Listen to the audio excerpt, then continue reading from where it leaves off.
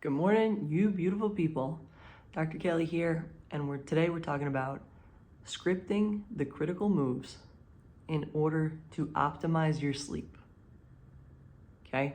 If you want to change a habit, you have to make it as absolutely frictionless as possible. Lower every barrier, lower every hurdle. We have all done it. When you set a goal, you're like, okay, I'm waking up at 5:30 every morning. I'm gonna jog 12 miles, and then I'm gonna make myself a big breakfast because I'll be hungry. And 5 o'clock alarm goes off, and you're like, how many sick days do I have left? Okay, that's a paraphrase from a comedian that I love. His name is Gary Gulman. Anyway, we all have these great intentions when we set goals, and then we blow it. And we blow it because we set our sights too high, and we create all these barriers and hurdles. And we need to do the opposite of that. So I'm gonna share with you a couple of critical moves that I script. They are granular, they are so tiny. They have made a huge difference in my consistency and how I've been able to go to sleep and fall asleep every night.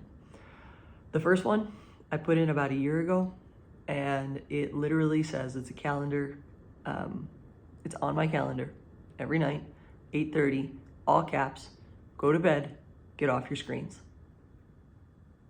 Because I know, research that I've done and the way that I've chosen to script this move is the longer interval between my last screen and my head on my pillow, the better quality my sleep. I used to, and sometimes still do, like doom scroll until my eyes shut, and like I sleep like garbage that night. I do.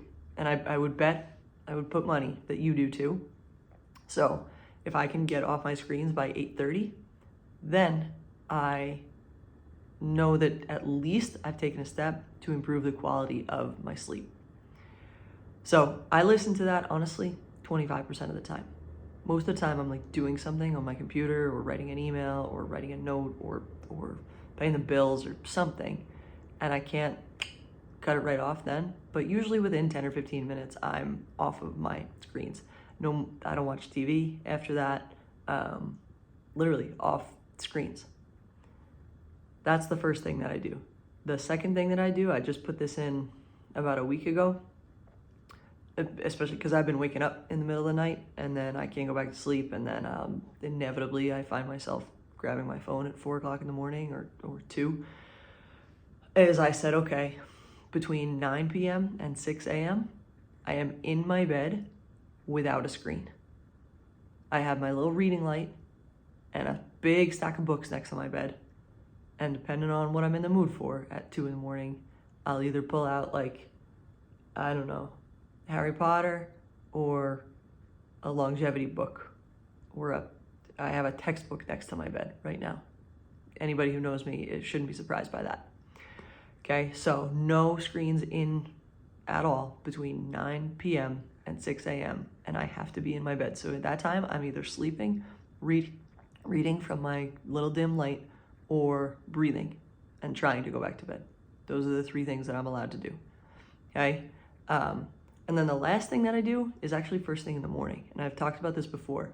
I go outside within the first minute of waking up. I get up, I pee, I go outside, right? At this time of year, it's still dark out.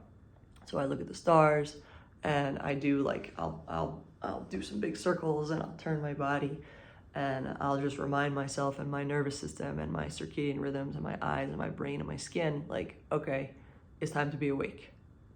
And that wakes up my nervous system, wakes up my lymphatic system, wakes up my circulatory system. It's been really good to just get outside in that first minute. It also takes away like any guesswork. Like I can't empty the dishwasher, right? There's always stuff to do. There's always going to be stuff to do. But if I get my butt outside in that first minute, I've at least started my day and reset my circadian rhythm. So those are my 3 things: my calendar, my rule, my hard and fast rule for myself about being in bed between 9 and 6, and going outside first thing in the morning. Those are my 3 things. Now my challenge for you is to figure out yours and pick one and make it so little, so little. You're like, how If you told it to anyone but me, they'd be like, that's stupid. Why would you even bother with that? But watch what it does. Because if it's so tiny, you will stick to it. And if you stick to it, it will get consistent. And when you get consistent, you will get results. And that is the only way, at least the only way that I know. So, script your own critical move. I don't know what it is for you. You have to think about like, oh, what do I want to actually improve? What would move the needle and make a difference for getting my sleep better? Once you've done that, break it down and then break it down again and try it for 3 days or 4 days. And then the thing is, when you're trying it, you're going to learn like, oh, I need a little boost to this, right? Like I did. My calendar doesn't always work, but that hard and fast rule of it's 9 o'clock, go to bed. It's 6 o'clock, stay in bed. It's 4:30 in the morning, you have to stay in bed. You can't get up right now, right? You got to either breathe, read, or go back to sleep. It worked for me. So when you start to try things, you realize, oh, this is going to work for me or this isn't. And every single person is going to be different. So you have to try it and then tweak it. And so those are my challenges for you. So go back to my notes here. Yeah. Identify it, break it down, experiment and observe and see, how do I like this? What do I change about this? Okay? Sleep's important. This should all go without saying. Sleep is super, super, super, super important. If we could bottle up the benefits of sleep and put them in a jar or put them in a pill, it would be an illegal substance. It would be. It's like every benefit under the sun comes with sleep. And every detriment under the sun comes with lack of sleep or sleep deprivation. Okay, sleep deprivation is a form of torture for a reason. So, sleep's important. It's where we restore and we remember and we build fuel and we break stuff down, we digest, and we need to be able to sleep. So, make sure you are protecting and optimizing your sleep, because it should go without saying. It is and should be of the utmost importance to your health. I always tell my patients, I tell my players, I will never out-rehab sleep and real food and managing stress and poor movement patterns. Like I'm good, but I'm not that good. It is your lifestyle that probably got you injured, and it is your lifestyle that will get you uninjured and healthy for a long time. I'm good at what I do. I'm not going to out-rehab crappy sleep, right? So try it.